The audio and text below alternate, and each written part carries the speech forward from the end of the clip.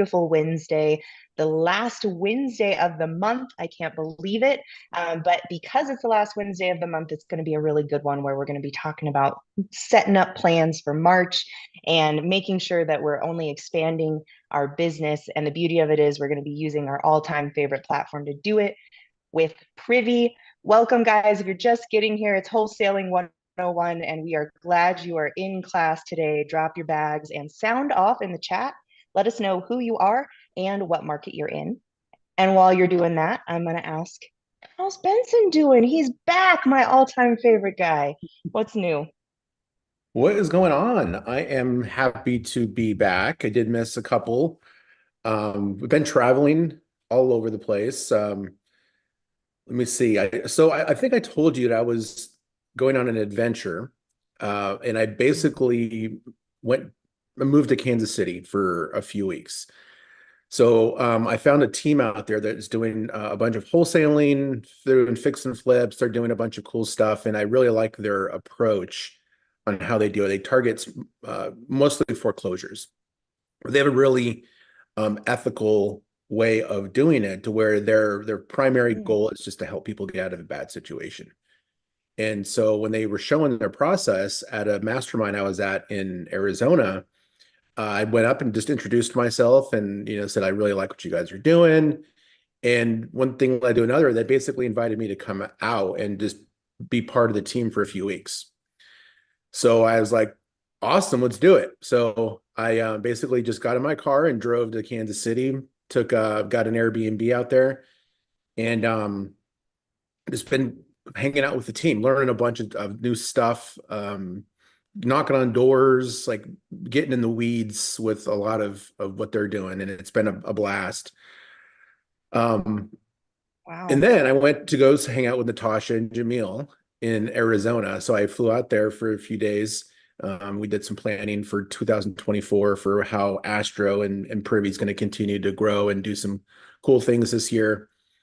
And I'm currently in St. Louis. So I basically, when I got back from Arizona, I drove to St. Louis where I'm sitting in my Airbnb that I have here. So I just came out here to check on some properties and make sure everything was kosher.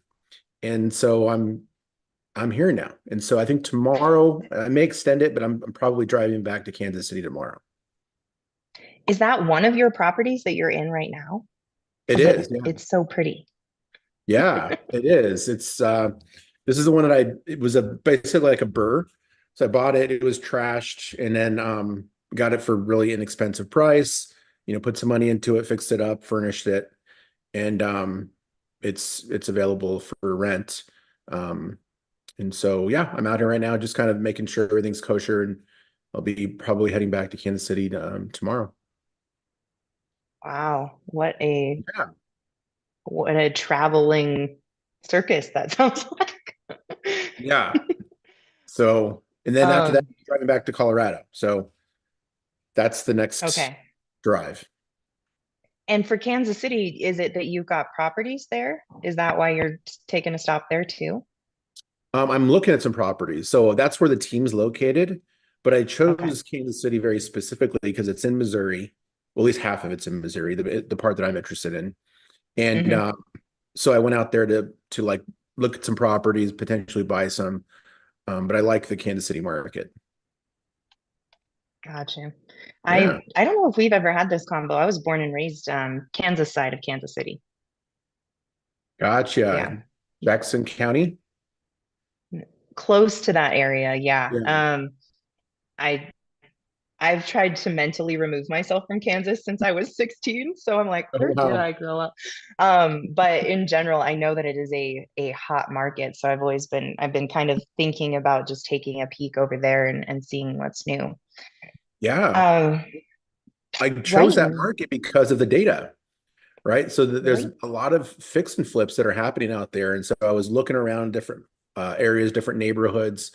And there's a few neighborhoods that I'm really interested in. And again, it's because of Privy. I'm able to do that research and, know where the best areas are to look for properties because of all the fix and flip activity. Well, okay. So first off, I can't see the chat right now. I don't think the main one is open, but I'm sure Natasha is in the back ferociously trying to get us conversation out to you guys because I want to hear from everybody today. I want to know, where are you at in your general workflow of February? How was it for you? Did you get your first deal? Are you still after your first deal? What are you all working on? Ah, yeah. Okay, the chat just popped up for real, y'all. So, oh, sounding off. I can see it Cool. already. Hi, Vicky. I'm glad you're here. Um, everyone, how has February been? Please let me know who you are, where you're coming from, and if you haven't had your first deal yet, drop me a one just so that I know where you're at right now in your year and your first deal, because this is really the place where we want to hone in on the practices and our favorite software that's going to help you get over that hump and go after that first deal. You're in the right place, and I'm so glad you guys are here. While that's coming in, how about we jump into Privy, show it off a little bit, and then show me what you were looking at to choose Kansas City. Very cool. Yeah, just a bit of advice for people who are putting stuff in the chat. There's a little drop down where it says hosts and panelists, or you can switch it to everyone. If you want it to just for us, just leave it on hosts and panelists. But if you want everyone to see it, just switch that drop down to where it says everyone and everybody can see it. Thank you. That's a hot Zoom tip. And I highly suggest that you do that unless there's something private that you want to send our way. We totally understand. But this is the place to network. You get further faster by having a community, by having people that you can work with and share leads and go back and forth. And everybody's here in this room to do that. So letting everybody know what market you're working in is only going to get you there faster. So please chat with Yes. everyone. Awesome. Well, so happy to be back with everybody again today. This, if you haven't seen Privy before, or if you're still getting familiar with it, I'll just kind of refresh you on what's going on here. This is what you see when you first log in. This is basically our coverage map. It explains where our data is sourced from. One of the things that makes us different than other platforms that are out there is that we're the only platform that has what's called direct to MLS data. That means that we go and we negotiate data contracts with local MLSs, and the areas on the map that are blue are those areas that are currently live. There's over 100 markets where we have direct to MLS data, and it's the same data that agents and appraisers use, but even on like steroids, I would say, because both Corianne and I are licensed agents in Colorado, and the MLS by itself is just not a great tool for doing real estate investing or real estate investing activities. Even comping is a challenge with the MLS because it's still a very manual process. So we have a raw data feed that comes into Privy, and then we curate that data and make it actionable for real estate investing and wholesaling, like everybody here is working on. So that's where the blue is at. So this is kind of how I gauge which markets we're going to go after. We brought in the best markets first, based off of an investor. That's how we prioritize which markets we're going to go. So we've done the research to see which markets are the best. Anywhere that's pink is ones that we're currently working on. And then wherever you see black and yellow is powered by county record or public record data. And also it's called third party listing data. So it's aggregated from like a large aggregator to bring in listings. So it's not as up to date as you would find in a blue area, but this is what you're going to find in like a PropStream or a Batch Leads, one of those other great platforms. So that's when I was trying to figure out, okay, where do I want to look for deals? And so 2 years ago now, almost, I was looking for an out-of-state market out of Colorado, and I chose St. Louis. St. Louis, we have direct to MLS data. My next phase is me looking for another market, and I chose Kansas City. So right here where it has the blue. Now, the other thing that you're going to want to use, Corian, did you have something to add? Oh no, I'm just tracking with you. You just got them from me. The other thing that you want to think about is, okay, where am I going to go and be able to find properties, consistent deal flow that I can go and buy? And one of the main things that you need that has to be available for you is fix and flip activity. After repair value is the most important measuring stick when we're looking for deals, right? Percentage of ARV is what we typically say. The lower the percentage, the better the deal. So you need to be looking for wholesale deals or fix and flips or in anything where you're looking for a discount in high investment activity areas. And over here on the left is how we track that. So this one that says fix and flip, if I click that button, it's going to plot on the map where all the fix and flip activity is nationwide, and it is up to date to the hour. So if something was fixed and flipped and closed an hour ago, we're going to know about it in Privy.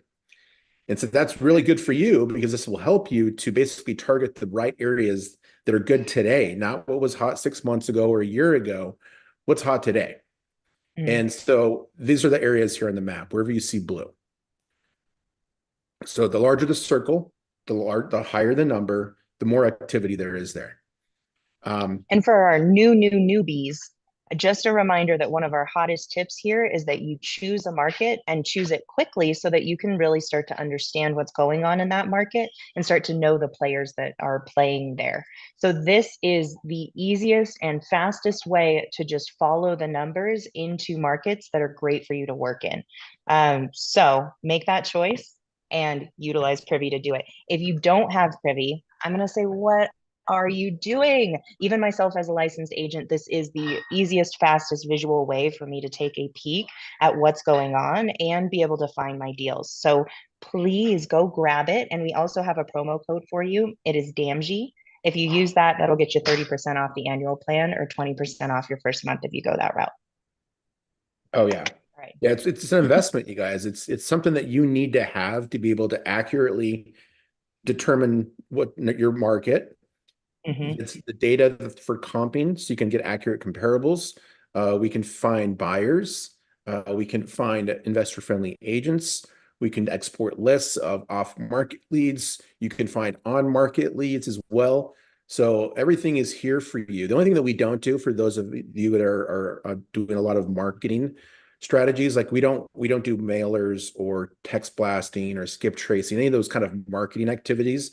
There's other platforms that do that well already, and we're not looking to play in that sandbox. We're going to stay right here and just get this better and better.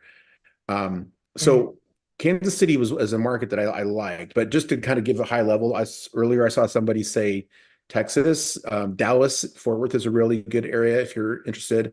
Oklahoma City, Phoenix, the greater Phoenix area is good. Indianapolis, Chicago, Cleveland, Philadelphia, Atlanta, Charlotte, Tampa, Clearwater, St. Petersburg areas, Milwaukee's good. So those are just some of the areas that I would consider if I was going to, look for another market.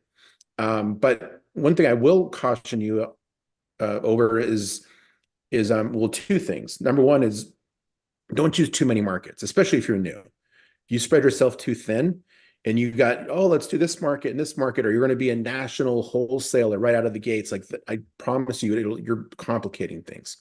So try to pick one market. Mm. Now, the other thing is if you live in a market that has low investor activity, then you have an important decision to make, which is, can you get comfortable with doing stuff virtually? Because if you live in Dodge City, Kansas, no one's doing activity there, right? There's nobody doing flips. So you're not going to be able to successfully, consistently, and predictably build a wholesale business there. Could you stumble into one deal? Maybe, but the strategy is completely different in that strategy. So you want to find an area like this that has the investment activity, has all the ingredients that you need to be able to successfully assemble a deal, because you really do have way more control over it than you think you do. And the first piece of control is making sure you target that right city, and then also drilling down even to that proper neighborhood. So right over here, you can see this the 56 is where that hottest area is in the Kansas City market. Benson, you touched on one of my soapboxes, so I got to stand on it real quick because the joke between me and Jamil is that I've done everything wrong probably at least once before I met him and I started to learn how to do this business appropriately.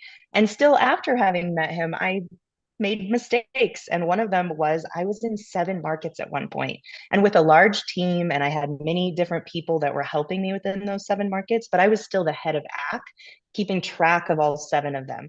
And I did not do well with my eyesight going in all of those different directions. I couldn't be the main person in any of those, which was why, even with my longer history of being a wholesaler, 2 markets for me is quite a lot.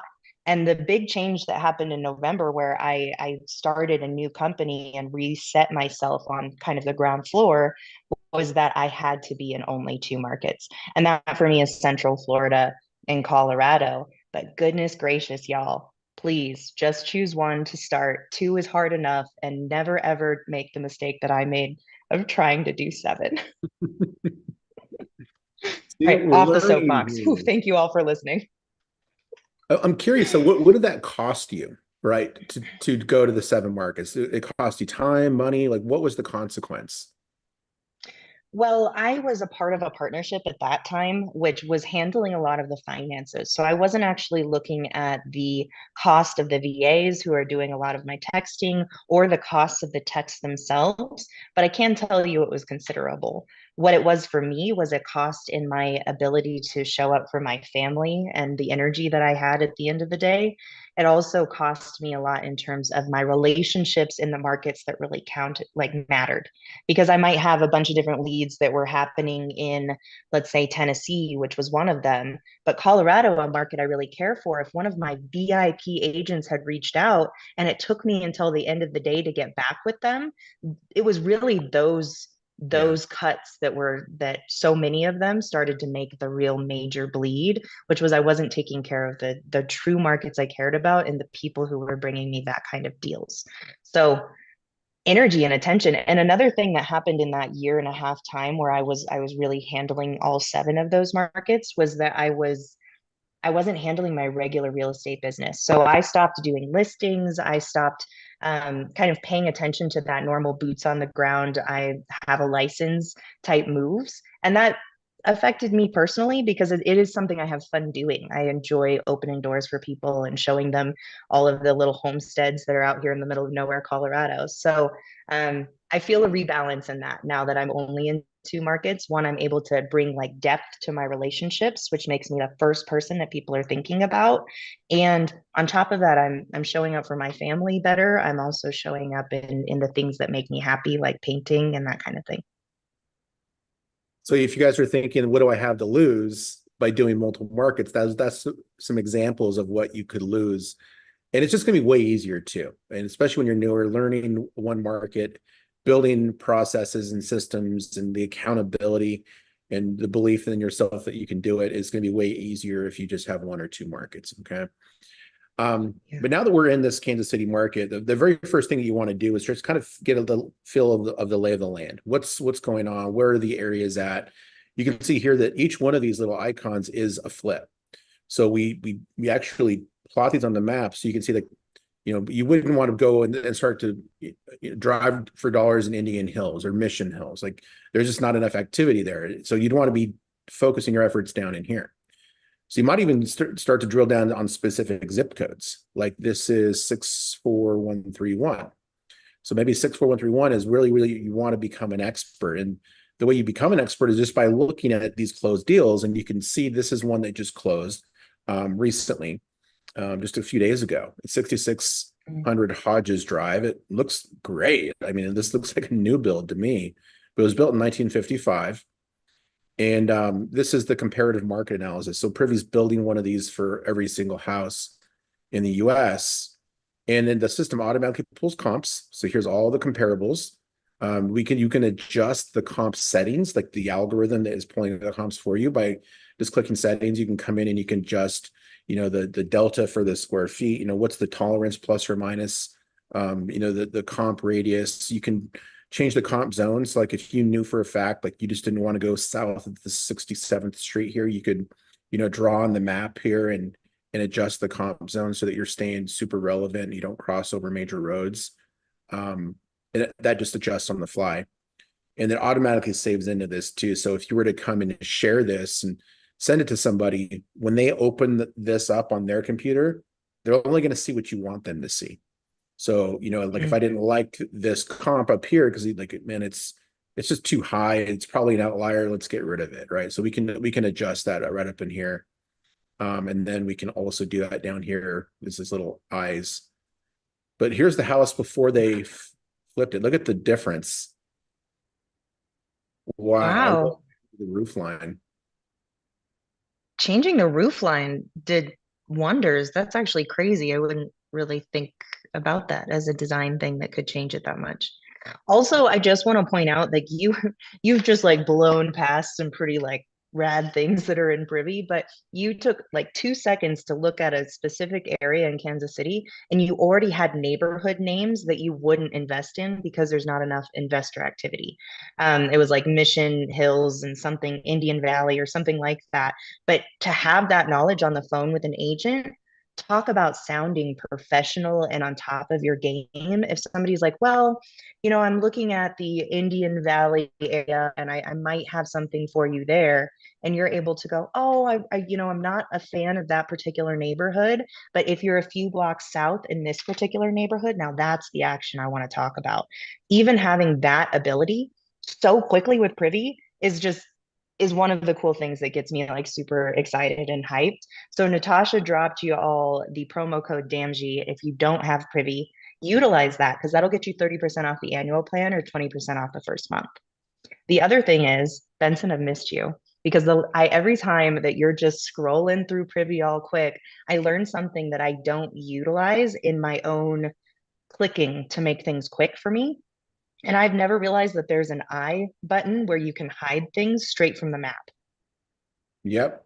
That's a small thing and a super helpful thing because if it's across a road or something like that and I just want to get rid of it, Hmm. guys, you hide all these little things in here that make this so great. So thank you.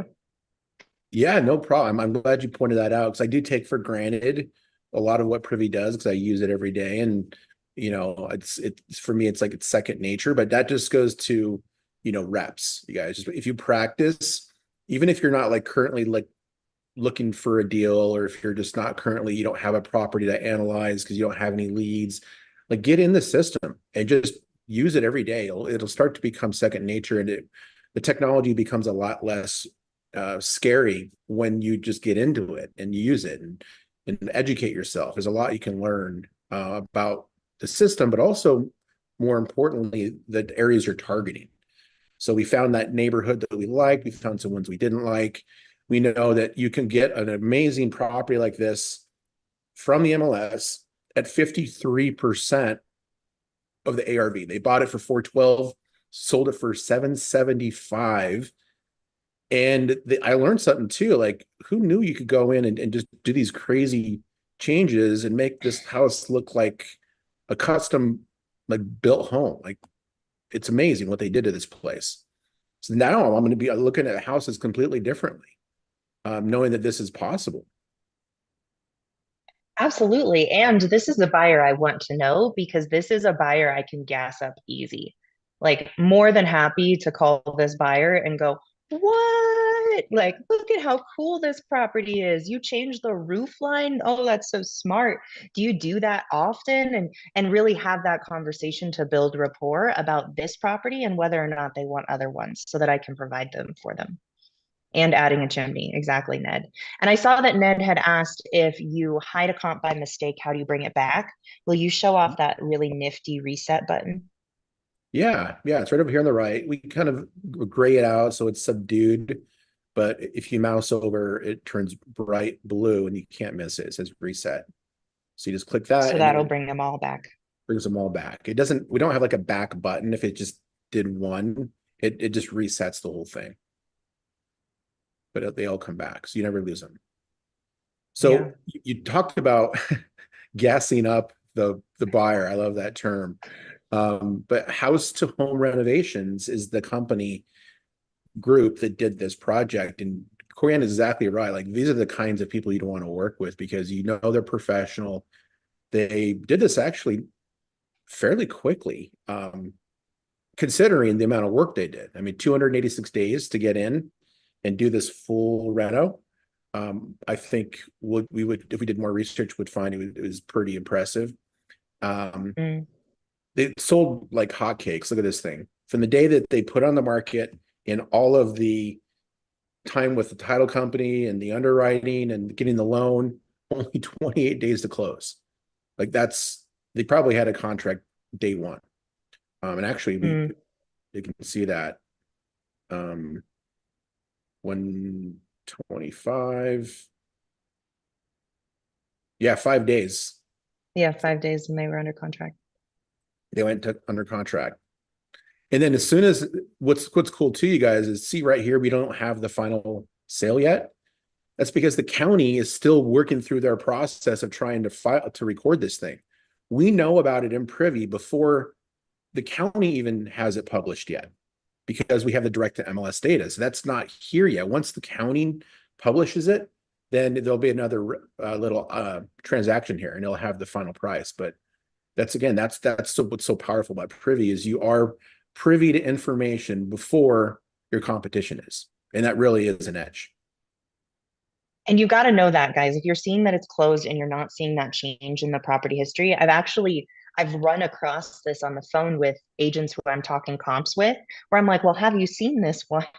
And they're like, "No, I haven't seen that. I didn't know that that closed." And I was like, "Oh yeah, it'll reflect in the public record soon, but this is affecting my comp, yay or nay, whatever direction." So having that information can really even put you ahead of the agents that you're having conversations with. So, give them grace if they didn't know about that comp, but then school them, just like you learn here in Wholesaling 101. Oh yeah. A couple other things that you can take away from this, things that will be helpful and you can use in your businesses are who are the agents that are involved in this transaction. Leslie Stetzler, Stelzer, was the agent that Mm, represented the seller. Now, that we can't assume that they're investor friendly because they represented probably like a normal seller, but mm. she's got listings. So maybe the next time she's got a listing, she would prefer to give it to you as a pocket listing instead of putting it on the MLS. And that's where there may be an angle to work with Leslie. The other person on the other side of this transaction was Cassandra. So Cassandra was the agent that worked with the fix and flipper. And so Mm. she, we can assume, is investor friendly because she's earned the business of house to home renovations. And I guarantee you they're probably very selective in the agents that they work with if they're doing the quality of this kind of work. Would you agree, Corianne? Was she the listing agent for Mm-hmm. them? Oh, Yep. okay, so she helped them buy it and then got the listing on the other side. So absolutely, she's working closely with them. And uh, I get excited about this because I think a lot of things that people might waste their time on when they're approaching this business the first time and they're really going after that first deal is working with or spending time on the phone with agents that aren't doing the work.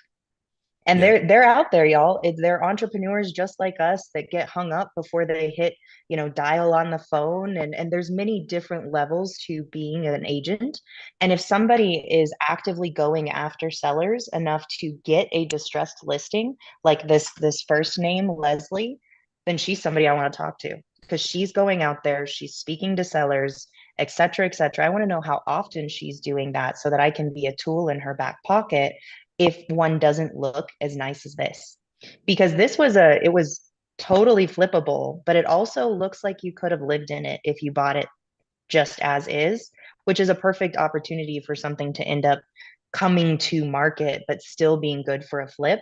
What if she's talking to a seller that's got, cat poo in the corner and boxes that are stacked and etc.? She's not going to want to take that to the MLS until at least those things are cleaned up. And maybe that's going to be a difficult clean for the seller. Mhm. Those are my moments to shine and be the absolute best buyer possible. So Leslie's my gal. How would you contact Leslie? Like how would that conversation go if you were just going to pick up the phone right now and dial?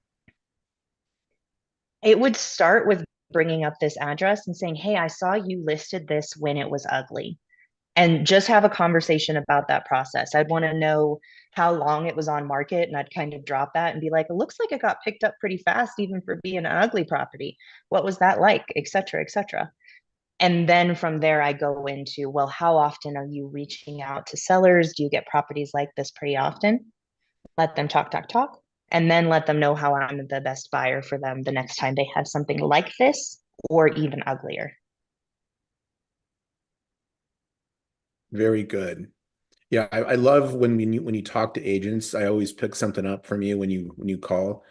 So you guys, if you haven't, I would go back and look at some of the old calls. They're up on Jamil's YouTube channel. Go back and just use them as education.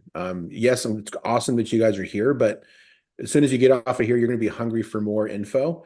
So don't forget, you can always go back and look at those old videos, and you can hear, Corianne calling people. You can hear Rocky, and you can hear so many amazing students of astroflipping who are actually going out there and doing it. And everyone's got their own little flair. Everyone's got their own approach of doing it. You can learn from all of them. And that's the beauty of it is maybe you're like, oh, Corianne, you sound so peppy and smiley on the phone. Well, a part of that has to do with my approach. But if you catch a Matthew Justice on the phone, which was our last episode from last week, he has a different tone and approach that makes him likable in a completely different way than me. And those are the people I want to know, especially in my market, where if I'm like, oh, they're after deals and etc., but they have a different tone or approach than I do, they might resonate with an agent that doesn't really like me much. And that's okay because when they get in a deal and I know them, we can work together to get it sold.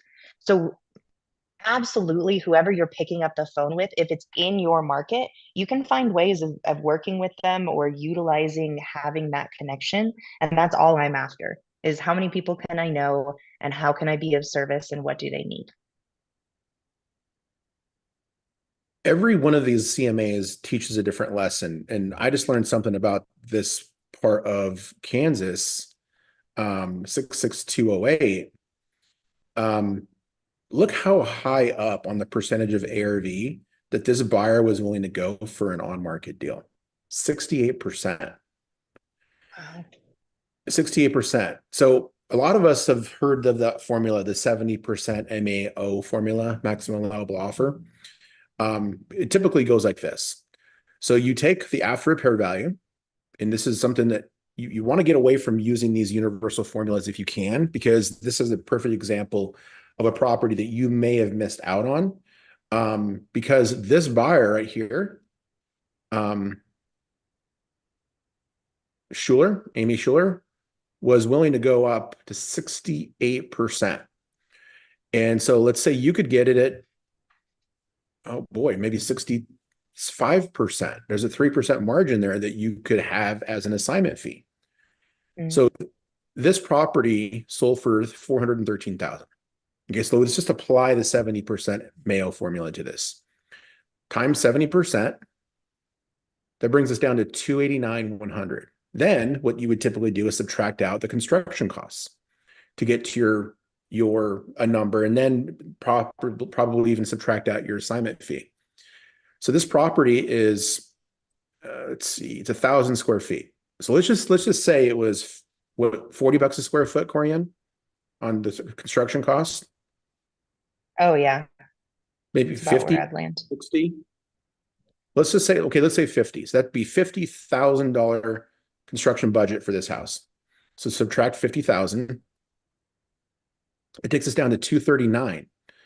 Now we still have to make some money on our assignment fee, right? Well, let's just say we wanted to make 5 grand.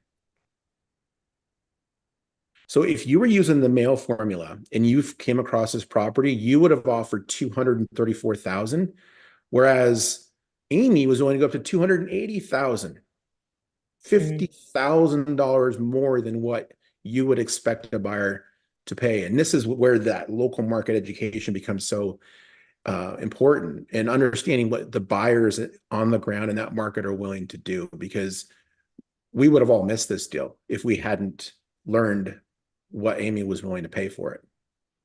Hmm. I love that quick, quick and dirty breakdown in terms of how to catch potential. Because let's say you already had the in with this seller or this agent, they came to you with it first right before they took it to market, and you were able to lock it up at a 235 or a 240, and you knew that Amy was interested in paying a 280.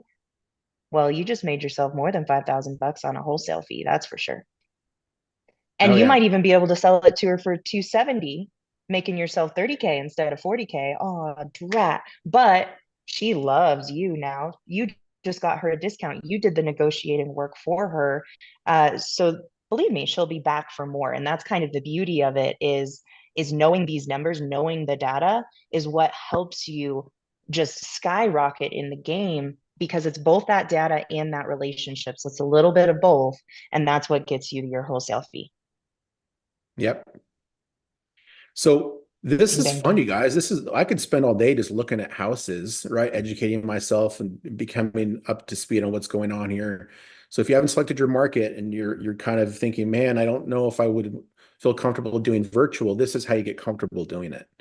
It could just be, Hmm. could be your own backyard too. But once you know what the operators on the ground in that market are willing to do, what they're willing to pay, what percentage of ARV, what areas they like, then now you're on the same level as they are. And then at that point, it's just now it's time to find the buyers, which we were doing already, right? We just found two Hmm. buyers. We got Amy and we got that other homes company, but you can export all of this. I think it's worth the exercise to go through and look at each one because you're learning as you build. But if you want to just export all this to a CSV file, just click download and you can export this into a CSV and it will have the subject property on it. It'll have the actually might as well just do it. I can, instead of Yeah. explaining it to you, I can show you. And this is how I personally find and go after buyers. I'm going to pull the flipped list just like this, and I'm going to take it and I'm going to skip trace that whole list and then start conversations from there. So, this is a great way if you don't do it one by one in terms of your searching. And if anybody's like, what do you mean one by one? Well, that's the open corporate strategy mixed with true people search so that you find the one person that you need to call with that number.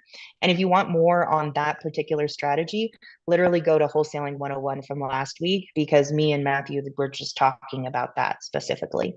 But this is allowing me to have access to a lot more buyers at once so I can put them into something like a CRM system and start reaching out and going, hey, I noticed you did a flip in Lawrence, Kansas. I'm curious, are you still doing more of those? And that's guys, this is invaluable getting something this easy and quick. But I didn't mean to cut you off, Benson. Where do we go No. from here? Um, so we're in the spreadsheet. There's a lot of noise in here. A lot of it I don't even use, like the property info, like right in here, the bedrooms, bathrooms. But what's important here is that you want to know the subject property address.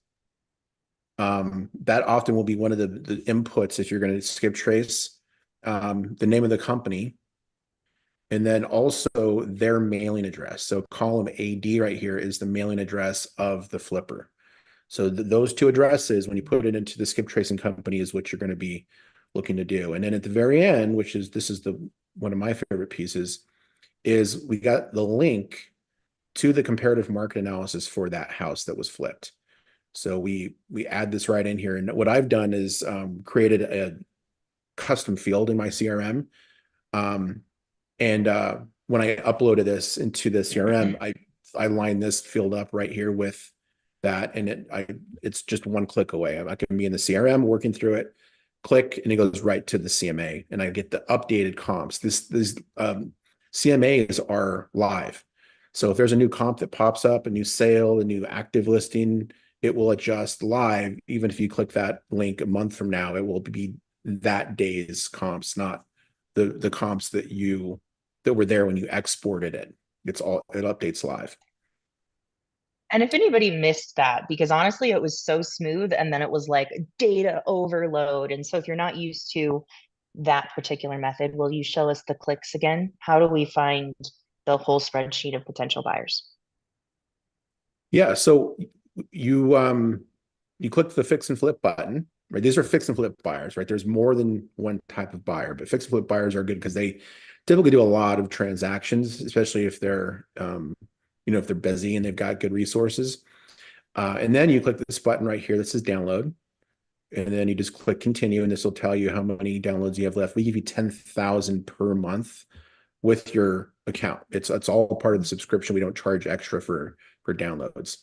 That download can also be used to export lists of like foreclosures or absentee owners, vacancy. These are all kind of like distressed seller type leads. They're different than what we're talking about right now, but you can export those as well. And then once that exports, it'll export it right into the CSV. And this here is let's see, Vicky was asking, is that spreadsheet in Privy 2? Yeah, this is what comes out of it. This is basically the the spreadsheet version of what we're showing you on the map visually right here. It's the same data, just exported. Does that answer the question, Yeah. Corey?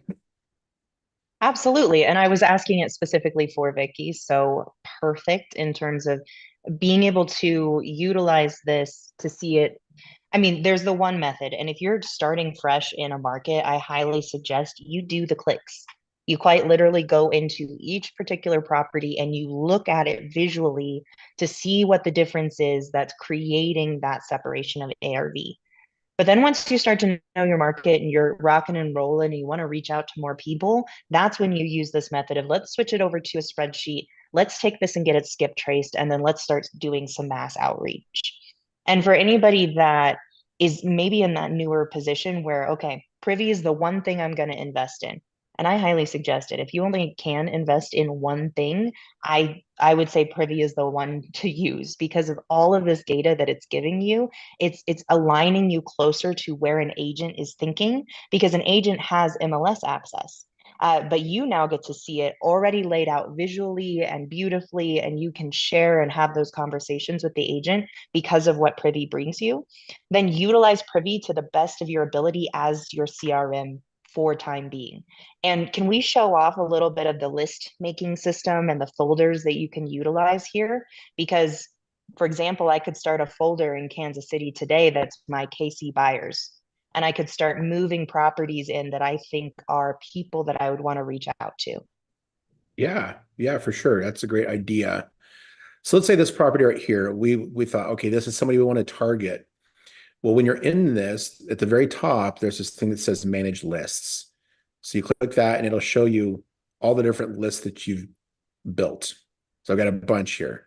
But if I didn't have lists already, I could click add a new list, give the list a name, KC buyers. If you guys didn't notice, he already had a list that was started that said good buyers. It only Yeah. had one property in it, but he had that list. And you can kind of peek over his shoulder and go, oh, okay, he's got a list for a specific location or a specific neighborhood. And you can start to utilize Privy to build that out for the time being. If you don't have a CRM that's specifically reaching out to people, at least keep track of the properties that are standing out to you and what they're about and who you want to reach out to. This is extremely useful for you guys. Yep. So then the checkbox here, I just click save. And now this property and everything about it, the CMA is available in a list that you guys can build and track all the stuff you're working on. So I can come in the list right here. And then here's my KC buyers list. And it's just got that one property in it. And you can export these too. Once you build the list inside of Privy, if you're like, okay, I've been aggregating it in real time. If I want to export this, I can go ahead and I just click select all 517 properties. And then I could share those. I can click share and send those all to somebody. I could move them to another list. Let's say I wanted to aggregate two of my KC buyer list and then my Philadelphia buyers list into a master list. I could add them to a master list here, or I can just download Mm. them into a CSV file, just like the one we had before. Another And for cool me thing. personally, the CSV, I'm not an Excel Hmm, spreadsheet kind of gal. It's not visual, so I don't particularly like utilizing them. So even this for me is preferred because at least I automatically see by color, oh, all of these sold. I have the most important things already laid out for me. And it really is just a glorified Excel spreadsheet, but with just a little bit nicer design and easier to read for myself. So I personally go the list method. My partner in business, Austin, he's going to pull an Excel spreadsheet because he wants as much information as fast as possible, and he's probably going to take that to get skip traced. So to each his own, but find something that works for you so that you can keep track of your properties. oh yeah. One of the cool things that I rarely use, but I have some people that use it all the time, is this upload button. So let's say you pull a list of, I don't know, code violations from the area you're in, and you're like, man, I would love to go after properties that have code violations because if they're they're getting a ticket because their grass is overgrown. Like there's bigger problems, right? So let's say you sourced a list of code violations from the county. You can upload that list into Privy, and Privy will go in and build a comparative market analysis, build a CMA, and create a list for you in Privy, and it'll pull comps all in a couple seconds. All you got to do is just upload it, and you get that list from anywhere. Hmm. The only thing it has to have is the address. So it's the street, and there's a sample CSV file right here, but it's the Hmm. same as we were looking at before, where it's the address and this needs to be in this same format: street, city, state, zip. And with those four fields, you can upload it into Privy, and it will go and analyze all those properties for you and build a comparative market analysis. Flip the table, rename the whole thing Wholesaling 102. We just learned some stuff, y'all. I've never utilized that. And like I said, I love watching you move through here because I can always find ways of either utilizing data that I didn't realize would affect the way that I do business. Or for example, that's maddeningly smart. My brain is trying to come up with all the different ways that I might be able to use that. So I'm gonna try this week, y'all. I'm gonna see what I can do with that. Thank you, Benson. Yeah, and once it's in here, here's another cool thing you can do is you can map all those on just its own map. So right down Mm, here, I got Denver Front Range Fix and Flip. I can click this little button right here with the it's like a map icon, and it will mm-hmm, map those for you and also tell you the status of all of them all at once. So all those properties, um, here's those ones that are the 203 properties. mm-hmm, So if I had pulled that list, let's say it was a foreclosure list, and I clicked map, it'll show all the houses on the map, but it'll also show you the current status. So if any of those are listed, you'll know because it will be green on here. If any of them are under contract mm-hmm, or pending, they'll be orange and yellow, and then the sold ones will be red. And again, that's only possible because we do have that real-time MLS data in here. So there's a lot of mm-hmm, different reasons why that's important, especially if you're doing a lot of, say, off-market marketing. You don't want to go and knock on someone's door if that house is listed. If when a house goes into foreclosure, one of their options is to list the house with an agent. And so you could easily just upload that list into Privy, or if you pull the list of foreclosures from Privy, it'll show you the current status. So that if it's already on the market, there's no point in you going to talk to them. You just offer through an agent, and you don't have to go direct to mm. sell. Y'all, if you don't mind, will you please drop something in the chat? If you've learned something today, if you love Benson as much as I love Benson, anything that doesn't leave me here being a total nerd on my own, because I'm so freaking excited about how you can use Privy and this data to be an awesome wholesaler out there in the world. So if you don't have Privy, I highly suggest it. Please go grab it and see what you can do with your business to get that first deal utilizing all of this information. And we have a promo code for you. It's one of my favorite last names. It's DAMG. And if you use it, that'll get you the 30% off the annual or 20% off the first month. I see a couple questions that have popped up, and one of them I don't know the direct answer to. So, Benson, aimed at you. Gail asks, can it show you just off market solds? Just off market solds. I Mm-hmm, don't know if I fully understand it. So this right here mm-hmm. are all off market solds.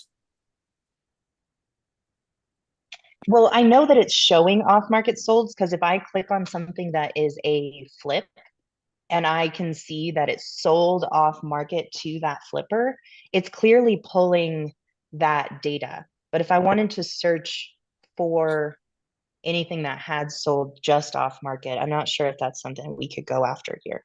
No, we don't have a filter for that. And I'm trying to understand the benefit of it, but I'm sure there is some reasoning behind that. But the ones that are that have the little silver, when you're looking at the map here, let's see, these are all almost all on market sold. So this little blue line means that it sold on the MLS. If it was silver, it would mean it was an off market sale. So no, we don't have a filter for that. Okay. But somebody Put asked that if on the long list of maybes to add to Privy. well, our team will build anything if there's enough of a reason to do it. That's why I was wondering like what the use case is um, for that. That would be helpful. Ron had a Or question. Gail, if they're still here, feel free to share that information as to like why you would want that data. Now, what did Ron ask? Ron asked, is there a spreadsheet or a link you recommend to make sure you are calculating the construction cost per square foot nationwide? This will help for virtual wholesalers when calculating repair cost. Boy, that would be an amazing resource if it existed. I don't know of a resource like that, Ron, that tracks in real time what the average cost per square foot is to do a rehab project nationwide or even in specific states. Um, I can, I would do some research. So when you're talking to buyers, there's a way of asking, well, when you're asking about their buy box, what price per square foot do you use to estimate your costs? Right. That's Mhm. a question I think a buyer would probably want to help with. Like, oh, I go off of $60 a square foot. Or usually it's like a different tiers. Well, like in Denver, for example, like a like lipstick, kind of just very superficial cost per square foot in the Denver market. It's probably around $30 a square foot. And then if you're going to do like average, probably $40 to $45 a square foot. And then if it's something that's Mhm. luxury or there's like major systems to replace, like roofs or furnaces or windows, then you might get upwards of $80 a square foot. Um, so how would you go about that, Coriander? Like trying to figure out what price per square foot to use in your target area? Oh, there's only one way, and it's asking. Yeah. I have to go after buyers. I have to ask them what are they after.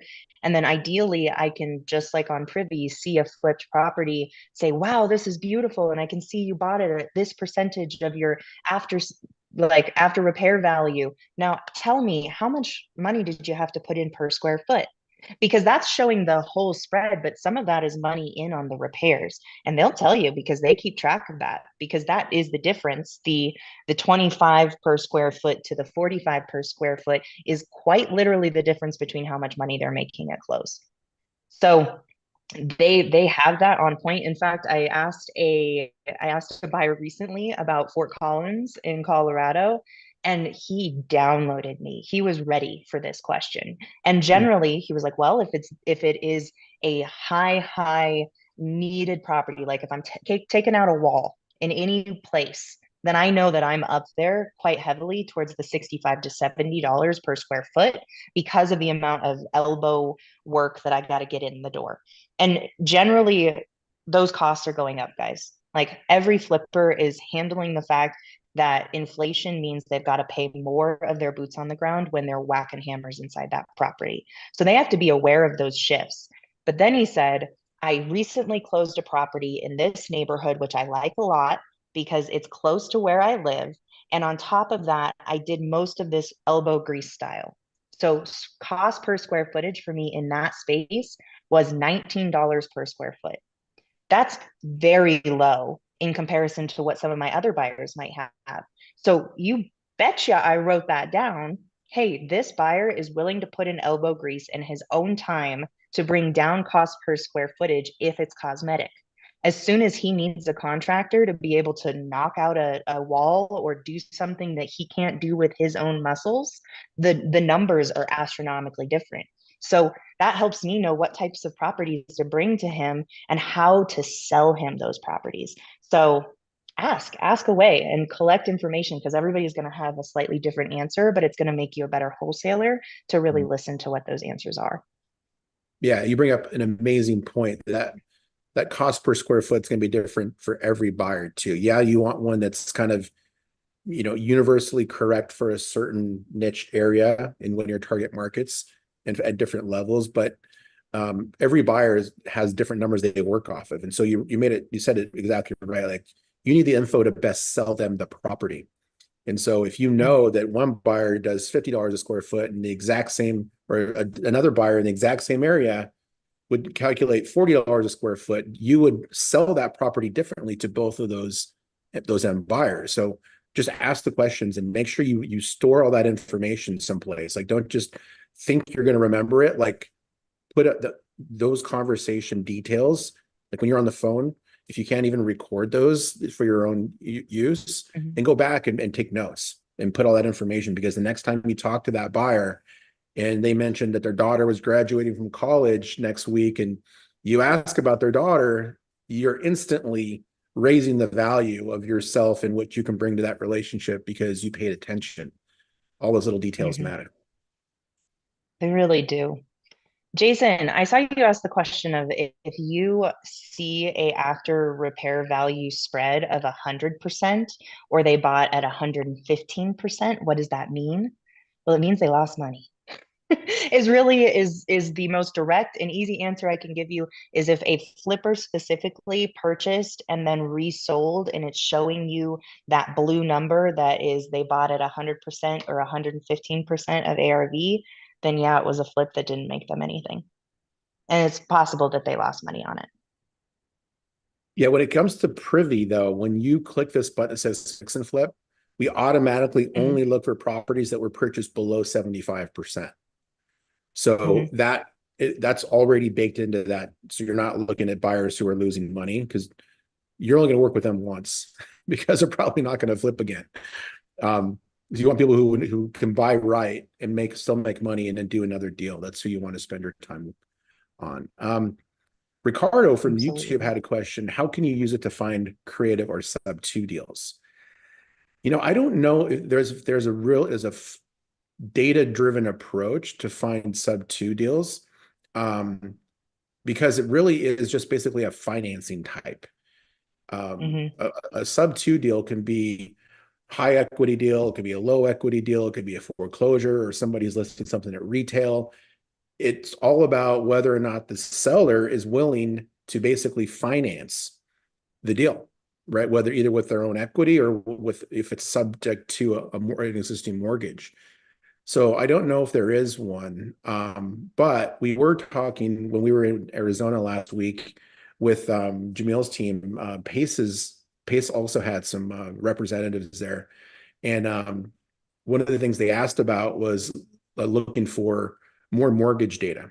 So we've Hmm. currently partnered up with a new data partner who's going to help us bring in more mortgage info, so that you'll be able to query the mortgages to find low interest rate mortgages that are already in place. So that's something that we're working on, Ricardo. We're going to have more of that in the next few months. Good question. I do have one search criteria that I would put into Privy that would get you close to a potential creative sub two play. In the filters, I would go with the last sale date being between 2020 to 2022. Hmm. And then I would put active. I would want to see active properties now. They're put their hand up and they've said, I want to sell. But the last time that the sale happened was between those years. You can almost bet that they purchased with a low interest rate and that they don't have a lot of equity yet. Classic sub two play. Oh yeah, that's an amazing um, piece of advice there. So that's how you would do the date range, and then you would just come up Yeah. here and choose active. And then those are Hmm. people who have their houses on market and said they're ready to sell, and what price they want to sell it for. You just have to convince them to sell it based on terms. Exactly. And so what you're probably looking for in that case is you need additional motivation that they would be willing to sell on terms. But at least then you're kind of in that pocket of somebody here is probably in a pinch point based off interest rates now and interest rates where they were and general inflation. So utilize that and hopefully that'll get you a little closer to it. I cannot believe it's 159. This happens to me every single time where I'm like, oh, we have to stop. But goodness gracious, Benson, thank you so much for giving us such a cool tool like Privy. I utilize it every day in my business. And obviously, I can get real nerdy about how exciting it is, especially for new wholesalers. Like if I had this 5 years ago when I was getting started, I think I wouldn't have stumble stepped over all the ways that you can get distracted in this business because the spoon feeds you the perfect things to actually take the time to pay attention to that are going to help you win in your business. So Thank you, Benson. Guys, before we go, though, before we go, I want to make sure that you know that Squad Up Summit is happening very, very soon, and that I am stockpiling hugs like crazy, especially for my Wholesaling 101 fam who's showing up consistently here every week so that they can grow. And being in that space with I'm excited to be there because I'm going to be surrounding myself with way smarter people than me so that I can learn, learn, learn, learn, learn. And of course, we're going to be bringing all that information back to you to share, but we want to see you there. Benz and I are just me hanging out in a corner being nerds, looking at data. Who wants to join? We just dropped the register link. Make sure that you select that you are coming from the Astro side of the world. One, because we claim you, but two, because there are only a specific amount of tickets on both sides. So we know that there are plenty left on the Astro side. So please select that. And we cannot wait to see you guys there. Um, Benson, Orianne, thank if you. somebody, thank you. If Thank you, somebody wants Natasha. to, oh yeah, give Natasha some shout outs, y'all. She's been in the back making sure this is smooth and making sure that we are answering your questions. So love out to Natasha. But Benson, if somebody wants to get a hold of you and wants to collaborate with you in Kansas City or in St. Louis, where can they find you? They can find me on my socials. You can go to Benson underscore REI or Benson REI on both Instagram and on TikTok. And then I'm on Perfect. YouTube too. I got a bunch of videos on YouTube. So if you just Google me, would love to get follow there. I'm really going to be spending a lot of time this year creating valuable content and education for everybody. So keep an eye out for that. Awesome. Thank you, Benson. And if anybody needs help in Colorado or Florida, you can find me on Instagram or YouTube at Corianne Wright, making it nice and simple. Thank you, everybody, for showing up and making this a part of your week. We look out for names. We love you guys. We want to see you succeed. So keep coming back and telling us what questions you have, and make sure and keep us updated if you have any wins. We're always here to celebrate y'all. Have a wonderful rest of your week. Go kick some